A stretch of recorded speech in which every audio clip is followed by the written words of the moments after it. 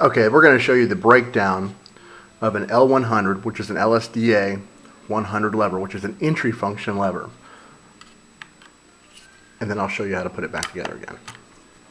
First, you just push the pin and pull the handle off. I'm going to show you how to do that one more time.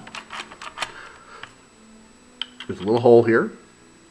Push in with the pin, pull the handle off. You have the handle off. That's first step. Okay, second step. This bevel rotates off, just like that, and then pull it off. And you can see that there's actually a track that this divot right here runs in. So we're going to reinstall that until it clicks, and then uninstall, just to show you again. So that is step 2. Okay, step 3, we're going to reverse these 2 screws here and here, and that'll remove this bracket, this plate that's covering.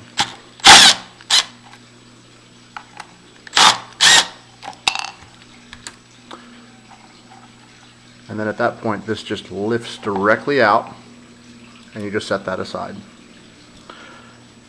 Quick little mention. These little screws that hold that bevel on, if you lose them, you will have a very hard time finding them. So make sure you know where these go.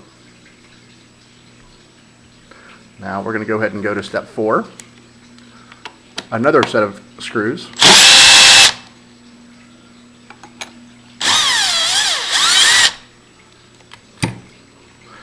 And then those just simply unscrew. Set those aside. And then this plate lifts off. Just like that. Now in order to get this lever off, you just pull the handle. Just like that. And I'll now show you how to remove the latch. Also just 2 screws.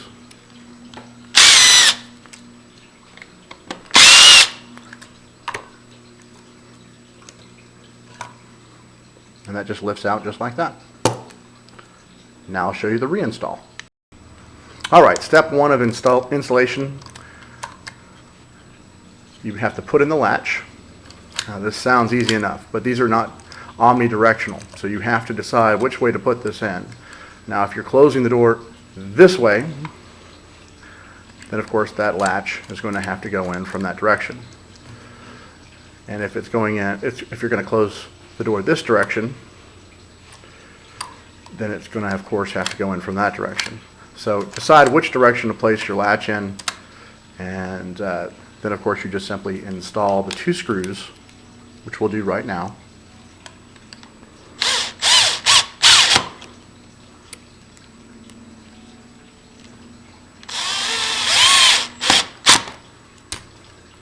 And your latch is installed.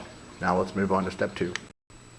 Okay, step 2, there are 2 things that you want to definitely take notice of.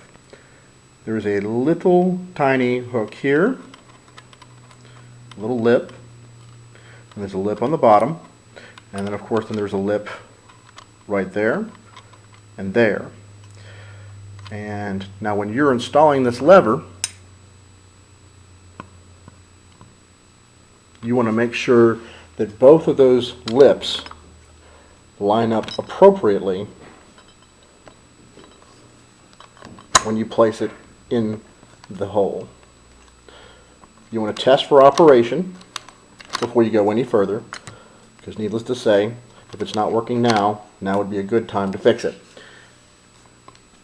So that's step 2. Now we'll go on to 3. Okay, step 3. We're going to install this plate and make sure that this hole and this hole are vertical from each other. And we're going to go ahead and install these 2 screws. You want to kind of finger tighten them first to get them started.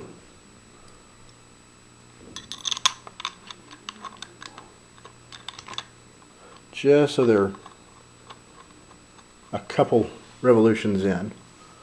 And then you can use the screwdriver of choice. In my case, it's an impact driver because it's quick.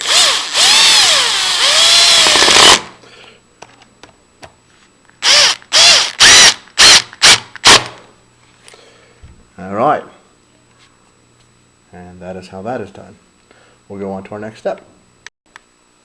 Okay, step 4. This is the bevel plate. This bevel plate has a little pin here, and that pin actually controls the springiness of the lever, so it'll actually return the lever to correct position. And there's a channel right here that pin goes into. So when you go to install it, make sure that it follows down that channel, because if you don't do that, it will malfunction every time. And now we're going to go ahead and install the 2 screws that hold your bevel plate on.